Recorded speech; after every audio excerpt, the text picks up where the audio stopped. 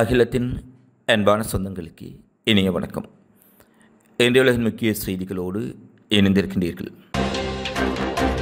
பாலஸ்தீன மக்கள் அதிகம் வாழும் காசாவில் இஸ்ரேல் நடத்தி வரும் கொடூரமான தாக்குதல் காரணமாக இதுவரை உயிரிழந்தோரின் எண்ணிக்கை 50,000 கடந்துவிட்டதாக பாலஸ்தீன சுகாதாரத்துறை அதிகாரிகள் தெரிவித்துள்ளார்கள். காசாவில் தொடர்ச்சியாக இஸ்ரேல் இராணுவம் வான்வழி தாக்குதல் மூலமாகவும் ட்ரோன் தாக்குதல் மூலமாகவும் பீரங்கி தாக்குதல்கள், நேரடி துப்பாக்கிச் சூடு மற்றும் பல்வேறுபட்ட நடவடிக்கைகள் காரணமாக பாலஸ்தீன மக்கள் தொடர்ச்சியாக கொன்று குவிக்கப்பட்டு வருகின்றார்கள். அக்டோபர் 8ஆம் தேதி முதல் இஸ்ரேல் ஆரம்பித்த இந்த தாக்குதலில் இதுவரை கொல்லப்பட்ட பாலஸ்தீனர்களின் எண்ணிக்கை 50,000 கடந்திருப்பதாக பாலஸ்தீன சுகாதார ஆணையம் தெரிவித்தாலும் அந்த எண்ணிக்கை இன்னமும் அதிகமாக இருக்கலாம் என காசாவின் சுகாதார அமைச்சகம் தெரிவித்துள்ளது. ஏற்கனவே காசா போரில் காணாமல் போனவர்கள் என கூறப்படும் 15,000க்கும் மேற்பட்டவர்களில் பலர் உயிரிழந்திருக்கலாம் என அஞ்சப்படுகின்றது. குறிப்பாக இஸ்ரேலின் உடைய கொடூர தாக்குதலில் இடிபாடுகளுக்குள் சிக்கிய பலர் மீட்கப்படாத நிலையில் உள்ளார்கள். இடிபாடுகளுக்குள் சிக்கிய பலருடைய சடலங்கள் இன்னமும் கண்டுபிடிக்கப்படாமையால் இந்த எண்ணிக்கை இன்னும் அதிகரிக்கலாம் என்று அஞ்சப்படுகின்றது. அதேபோல் 1,00,000க்கும் மேற்பட்டோர் காயமடைந்திருப்பதாகவும் 20,000க்கும் மேற்பட்டோர் தங்களுடைய அவயவங்களை இழந்திருப்பதாகவும் தெரிவிக்கப்பட்டுள்ளது. பலுசிஸ்தான் மாகாணத்தில் மர்ம கும்பலின் தாக்குதலில் 4 போலீசார் உட்பட 8 பேர் உயிரிழப்பு. பாகிஸ்தானின் பலுசிஸ்தான் மாகாணத்தில் மர்ம கும்பல் நடத்திய இருவேறு தாக்குதல்களில் 4 போலீஸ் அதிகாரிகள் மற்றும் 4 தொழிலாளிகள் கொல்லப்பட்டுள்ளார்கள். பலுசிஸ்தானின் காரிபாபாத் பகுதியில் நேற்று தினம் ரோந்து பணியில் ஈடுபட்ட பாகிஸ்தான் காவல்துறை வாகனத்தின் மீது இருசக்கர வாகனத்தில் வந்த அடையாளம் தெரியாத மர்ம நபர்கள் நடத்திய துப்பாக்கிச் சூட்டில் 4 போலீசார் கொல்லப்பட்டதாக தெரிவிக்கப்பட்டுள்ளது. இதனைத் தொடர்ந்து சம்பவ இடத்திற்கு விரைந்த அந்நாட்டு அதிகாரிகள் அப்பகுதி முழுவதும் சுற்றி வளைத்து தாக்குதல் நடத்தியவர்களை தேடி வருகின்றனர். இதேபோல கெலாத் மாவட்டத்தின் மெலாங்ஷாய் பகுதியில் ஆழ்துளை கிணறு துளையிடும் தொழிலாளர்கள் 4 பேர் அடையாளம் தெரியாத மர்ம நபர்களால் சுட்டுக் கொல்லப்பட்டுள்ளார்கள். இந்த நிலையில் கொல்லப்பட்ட 4 தொழிலாளிகளும் பஞ்சாப் மாகாணத்தின் சாதிக்பாத் பகுதியைச் சேர்ந்தவர்கள் என கூறப்படும் நிலையில் தற்போது வரை இந்த 2 தாக்குதல்களுக்கும் எந்த ஒரு அமைப்பும் பொறுப்பேற்கவில்லை. முன்னதாக பலுசிஸ்தான் மக்கள் அந்நாட்டு பாதுகாப்பு படையினரால் கைது செய்யப்பட்டு மாயமாக்கப்படுவதை எதிர்த்து பலூச் ஜாக் ஜெகதி ஆணையம் என்னும் மனித உரிமை அமைப்பு போராட்டம் நடத்தி வரும் சூழலில் இந்த தாக்குதல்கள் நடத்தப்பட்டுள்ளது. அங்கு மேலும் பதற்றத்தை அதிகரித்துள்ளது. அமெரிக்காவில் இருந்து வெளியேற்றப்பட்ட தென்னாப்பிரிக்க தூதுவருக்கு மக்கள் உற்சாக வரவேற்பு. ட்ரம்ப் நிர்வாகத்துடன் ஏற்பட்ட கருத்து முரண்பாட்டால் அமெரிக்காவிலிருந்து வெளியேற்றப்பட்ட தென்னாப்பிரிக்க தூதர் தன்னுடைய சொந்த நாட்டில் இறங்கிய போது அவருக்கு மக்களால் உற்சாக வரவேற்பு அளிக்கப்பட்டது. டொனால்ட் ட்ரம்ப் அரசு நிர்வாகத்துடன் ஏற்பட்ட கருத்து வேறுபாட்டால் அமெரிக்காவிலிருந்து வெளியேறுமாறு தென்னாப்பிரிக்க தூதர் இப்ராஹிம் ரஷூலுக்கு உத்தரவிட்டதை அடுத்து இப்ராஹிம் ரஷூல் நேற்றைய தினம் தமது தாய் நாட்டுக்கு திரும்பினார். அமெரிக்காவுக்கான தென்னாப்பிரிக்கா தூதுவர் இப்ராஹிம் ரசூல் அமெரிக்காவில் அண்மையில் நடைபெற்றதொரு தென்னாப்பிரிக்காவை சேர்ந்த பல்துறை நிபுணர்கள் கலந்து கொண்ட மாநாட்டில் பேசிய போது அமெரிக்க அதிபர் ட்ரம்ப் மேற்கொண்டு வரும் பல்வேறுபட்ட நடவடிக்கைகளை குறிப்பிட்டு விமர்சனம் வெளியிட்டார். இதே பாணியிலான நடவடிக்கைகள் தொடர்ந்தால் அமெரிக்காவில் வெள்ளையின மக்கள் சிறுபான்மையினமாக மாறக்கூடும் என்றும் அவர் கடும் எச்சரிக்கையில் பேசியிருந்தார். ரசூல் பேசிய கருத்துக்கள் அமெரிக்கா மீதும் ட்ரம்ப் மீதும் வெறுப்புணர்வை பிரதிபலிப்பதாக குற்றம் சாட்டப்பட்ட நிலையில் அவரை கடந்த 14ஆம் தேதி தூதர் பொறுப்பிலிருந்து நீக்கி அமெரிக்க வெளியுறவு செயலாளர் மார்க்கோ ரூபியோ அறிவித்தார். இதனையடுத்து தென்னாப்பிரிக்க தலைநகர் கேப்டவுன் விமான நிலையத்தில் நேற்றைய தினம் வந்திறங்கிய அவருக்கு உற்சாக வரவேற்பு அளிக்கப்பட்டிருப்பது உலகரங்கில் கவனத்தை ஈர்த்திருக்கின்றது. அவரை வரவேற்க நூற்றுக்கணக்கான பாலஸ்தீன ஆதரவாளர்கள் மற்றும் தென்னாப்பிரிக்க மக்கள் விமான நிலையத்தில் நேரடியாக திரண்டார்கள். இந்த நிலையில் தாய் நாட்டுக்கு திரும்புவதில் எமக்கு எவ்வித வருத்தமும் இல்லை என்று விமான நிலையத்தில் தெரிவித்த அவர் அமெரிக்காவுடனான தங்கள் நாட்டுறவை சுமூக பாதையில் முன்னெடுத்து செல்வது முக்கியம் என்றும் குறிப்பிட்டு பேசியுள்ளார். அமெரிக்காவுக்கு எதிரானவர்கள் நாங்கள் என்று சொல்லவில்லை. அமெரிக்கா மீது வெறுப்பும் உங்களுக்கு வரக்கூடாது என்று விமான நிலையத்தில் திரண்டிருந்த கூட்டத்தை பார்த்தவர் கூறினார். டொனால்ட் ட்ரம்ப் அமெரிக்க அதிபராக கடந்த ஜனவரி மாதம் பதவியேற்ற பின்னர் தென்னாப்பிரிக்காவுக்கும் அமெரிக்காவுக்கும் இடையில் சுமூகமான உறவு இல்லை. தென்னாப்பிரிக்கா மட்டுமல்ல, கனடா, மெக்சிகோ, சீனா உட்பட பல நாடுகளுடன் ட்ரம்பினுடைய செயற்பாடுகள் அமெரிக்காவின் சுமூக உறவை இல்லாமல் செய்துள்ளது. முன்னதாக கடந்த மாதம் தென்னாப்பிரிக்காவுக்கு வழங்கப்பட்டு வந்த அனைத்து நிதியுதவியும் நிறுத்தப்படுவதாக ட்ரம்ப் உத்தரவிட்டார். தென்னாப்பிரிக்க அரசு பாலஸ்தீன ஆதரவு ஹமாஸ் படை மற்றும் ஈரானுடன் நெருக்கமாக பயணிப்பதாகவும் அவர்களுக்கு ஆதரவளிப்பதை சுட்டிக்காட்டி அமெரிக்க அரசு இந்த நடவடிக்கை எடுத்தது. அதிலும் குறிப்பாக தென்னாப்பிரிக்காவில் வெள்ளை இன மக்களுக்கு எதிரான உள்நாட்டு சட்ட நடவடிக்கை எடுக்கப்பட்டதற்கும் அமெரிக்கா விமர்சனம் வெளியிட்டிருந்தது.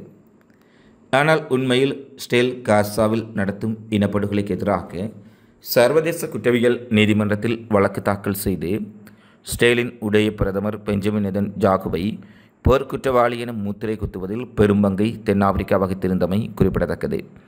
இதற்கு பழிவாங்கும் முகமாகவே நெதன்யாகுவின் இனப்படுகொலைக்கு தொடர் ஆதரவை வழங்கி நெதன்யாகுவுக்கு மிகப்பெரிய அளவில் இனப்படுகொலைக்கான ஆயுதங்களை வழங்கி வரும் அமெரிக்கா தென்னாப்பிரிக்காவை வேண்டுமென்றே பழிவாங்கும் செயற்பாடுகளில் தூதரை விலக்கியுள்ளதாக பலரும் தங்களுடைய விமர்சனங்களை தற்போது சமூக வலைத்தளங்களில் முன்வைத்துள்ளார்கள்.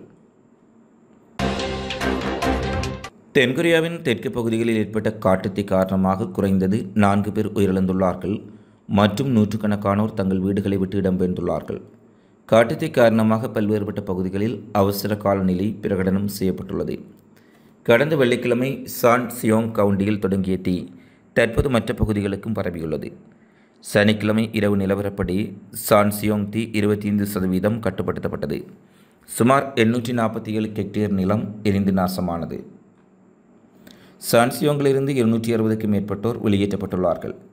அதே நேரத்தில் உல்சான் மற்றும் கியோங் ஷாங் மாகாணத்தில் காட்டுத்தீயிலிருந்து சுமார் 620 பேர் முகாம்களில் தஞ்சமடைந்துள்ளார். தீயை அணைக்க தீயணைப்பு வீரர்கள் கடுமையாக போராடி வருகின்றனர். கொரியா வனத்துறை தீயை கட்டுப்படுத்தும் பணிகளை முடுக்கிவிட்டுள்ளது. மேலும் சான்சியோங்கை ஒரு சிறப்பு பேரிடர் பகுதியாக அரசு அறிவித்துள்ளமையும் குறிப்பிடத்தக்கது. இஸ்ரேல் காசாவுக்கு இடையிலான போரை முடிவுக்கு கொண்டுவர வலியுறுத்தி பல்வேறுபட்ட ஐரோப்பிய நாடுகளில் போராட்டம் வலுத்து வருவதாக சர்வதேச ஊடகங்கள் செய்தி வெளியிட்டுள்ளார்கள். லண்டன், ஸ்பெயின், பிரான்ஸ், ஸ்வீடன் உள்ளிட்ட நாடுகளில் ஏராளமான மக்கள் அந்நாட்டு கொடிகளை ஏந்தி தூதரகங்களை முற்றுகையிட்டு போராட்டத்தில் ஈடுபட்டுள்ளார்கள். அந்த வகையில் ஸ்பெயின் நாட்டின் சான் செபாஸ்டியன் நகரில் பாலஸ்தீன மக்கள் மீது நடத்தப்படும் படுகொலைக்கு முற்றுப்புள்ளி வைக்க வேண்டும் என்று நூற்றுக்கணக்கான மக்கள் கோரிக்கை எழுப்பி பேரணியில் ஈடுபட்டார்கள். அதே நேரம் பாலஸ்தீன கொடிகளை ஏந்தியவாறு பிரான்சில் இசை வாத்தியங்கள் முழங்க மக்கள் பெரும் போராட்டத்தில் ஈடுபட்டுள்ளார்கள். லண்டனிலும் ஏராளமான மக்கள் கூடி முழக்கங்களை எழுப்பி போராடுவதுடன் இஸ்ரேலுக்கு ஆயுத விநியோகத்தை நிறுத்த வேண்டும் என்று தூதரகத்தை அவர்கள் முற்றுகையிட்டுள்ளார்கள். மேலும் ஸ்வீடனில் வீதிகளில் குவிந்த மக்கள் காசா மக்களுக்கு ஆதரவாக பதாகைகளை ஏந்தியவாறு போராட்டத்தில் ஈடுபட்டுள்ளமை குறிப்பிடத்தக்கது. ரஷ்யாவின் ரகசிய எண்ணெய் கப்பலை கைப்பற்றிய ஜெர்மனி சர்வதேச அரசியலில் மீண்டும் மோதல். இரகசியமாக ரஷ்யாவுக்கு வேலை செய்யும் எண்ணெய் கப்பலை ஜெர்மனி கைப்பற்றியுள்ளமை உறுதிப்படுத்தப்பட்டுள்ளது. ரஷ்யா மீதான பொருளாதார தடைகளை மீறி செயல்படும் ஷேடோ ஃப்ளீட் என அழைக்கப்படும் ரகசிய எண்ணெய் கப்பல்களில் ஒன்றான எவென்டினை கைப்பற்றியுள்ளதாக ஜெர்மனி தெரிவித்துள்ளது. 40 மில்லியன் யூரோ மதிப்புள்ள கச்சா எண்ணெயுடன் சென்ற இந்த கப்பல் கடந்த ஜனவரியில் இயந்திர கோளாறு காரணமாக பால்டிக் கடலில் ரீகன் தீவின் அருகே நிறுத்தப்பட்ட நிலையில் இருந்தது. ஜெர்மனியின் சுங்கத்துறை அதிகாரிகள் இந்த கப்பலை கைப்பற்றியதாக டெர் ஸ்பெயில் செய்தி வெளியிட்டுள்ளது. ஆனால் இந்த அதிகாரிகள் இதை உறுதிப்படுத்த மறுத்து சட்டபூர்வ நடவடிக்கைகள் முடிவடையவில்லை என்று தெரிவித்துள்ளார்கள். ஜெர்மனியின் வெளியுறவு அமைச்சக செய்தி தொடர்பாளர் ரஷ்யா மேற்கத்திய பொருளாதார தடைகளை தவிர்க்க இந்த வகை கப்பல்களை பயன்படுத்தி உக்ரைனுக்கு எதிரான யுத்தத்திற்கு பணம் திரட்டுவதாக குற்றம் சுமத்தினார். பாதுகாப்பு நிபுணர்கள் கூறுவதன்படி ரஷ்யா இதுபோன்ற நூற்றுக்கணக்கான பழைய மற்றும் பாதுகாப்பற்ற கப்பல்களை எண்ணெய் ஏற்றுமதி செய்யும் நடவடிக்கைகளில் ஈடுபடுத்தி வருகின்றது. கப்பல் ஊழியர்கள் அனுபவமற்றவர்கள், மேலும் போதுமான காப்பீடு இல்லாமல் பயணம் செய்வதால் கடல் சுற்றுச்சூழலுக்கு மாசுபாடு மற்றும் எண்ணெய் கசிவு அபாயம் உருவாகும் என்றும் தெரிவிக்கப்பட்டுள்ளது. ரஷ்யாவின் ரகசிய எண்ணெய் கப்பலை ஜெர்மனி கைப்பற்றியுள்ளமை ரஷ்யா ஜெர்மன் இடையே மோதலை உருவாக்கும் என சர்வதேச ஆய்வாளர்கள் தெரிவித்துள்ளார்கள். அமெரிக்காவின் வட கரோலினா மாகாணத்தில் மீண்டும் ஏற்பட்டுள்ள காட்டுத்தீயினால் அப்பகுதியில் உள்ள நூற்றுக்கணக்கான மக்களை உடனடியாக வெளியேறுமாறு தீயணைப்பு படை அறிவித்துள்ளது. வட கரோலினா மாகாணத்தின் போல் கவுண்டி, அதன் அருகிலுள்ள புர்கே மற்றும் மேடிசன் ஆகிய 3 கவுண்டிகளிலும் காட்டுத்தீ கடுமையாக பரவி வருவதாக தெரிவிக்கப்பட்டுள்ளது.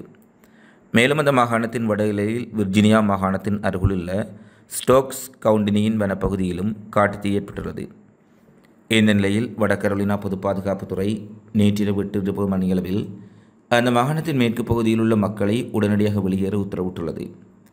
இதுகுறித்து அவர்களது சமூக வலைத்தள பக்கத்தில் வெளியிட்டுள்ள பதிவில், காட்டுத்தீ ஏற்பட்டுள்ள பகுதிகளின் தெரிவு நிலை குறைந்து வருவதனால் அங்குள்ள மீட்பு பாதைகள் முடக்கப்படக்கூடிய அபாயம் உள்ளது.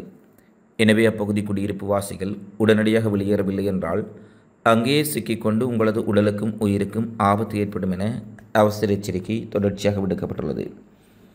மேலும் கொலம்பஸ் பகுதியில் குடியிருப்பு வாசிகள் தங்குவதற்கு கூடாரங்கள் நிறுவப்பட்டுள்ளதாகவும் அறிவிக்கப்பட்டுள்ளது.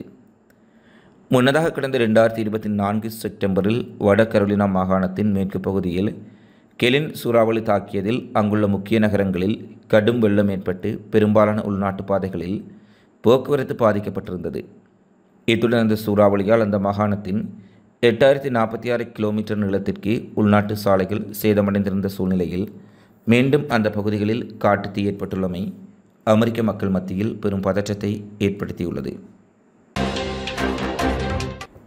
ஸ்டேலின் பென்குரியன் விமான நிலையம் மற்றும் டெல்லோயில் உள்ள வேறு இலக்குகள் மீது கவுதிப்படை மீண்டும் தாக்குதலை நடத்தியிருப்பதாக அறிவித்துள்ளார்கள்.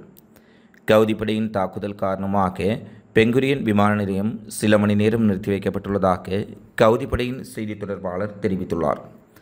இருந்தபோதிலும் தாங்கள் கவுதிகளின் ஏவுகணையை இடைமறித்து விட்டதாகவும் அதனால் எந்த சேதமும் ஏற்படவில்லை என ஸ்டேல் தெரிவித்துள்ளார்கள். கவுதிப்படையின் தொடர் ஏவுகணை தாக்குதல் காரணமாக ஸ்டேலின் பல்வேறுபட்ட பகுதிகளில் தொடர்ச்சியாக சைரன்கள் ஒலிக்கப்படப்படுவதால் அங்கு வேலை பார்க்கும் தளங்கள் மற்றும் மக்கள் நடமாட்டமுள்ள குடியிருப்பு பகுதிகளில் மக்கள் பல தடவைகள் உடனடியாக பாதுகாப்பான அறைகளுக்கு தப்பியோடு நிலைமைகளும் காணப்படுவதால் ஸ்டேல் முழுவதும் கவுதிப்படைகளின் ஏவுகணை தாக்குதல் மிகப்பெரிய பதற்றத்தையும் அச்சத்தையும் ஏற்படுத்தியுள்ளதாக ஸ்ட்ரேலிய ஊடகங்கள் செய்தி வெளியிட்டுள்ளார்கள். இத்துடன் உலக நிதிய முக்கிய செய்திகள் நிறைவடைகின்றன. தொடர்ந்தும் உலக செய்திகளை உடனுக்குடன் அறிந்து கொள்ள அகிலத்தோடு இணைந்திருங்கள். இந்த காணொளி பதிவு தொடர்பிலான உங்களது மதிப்பான கருத்துக்களை தவறாமல் கமெண்ட்ஸில் பதிவிடுங்கள். மீண்டும் ஒரு காணொளியில் சந்திப்போம். நன்றி, வணக்கம்.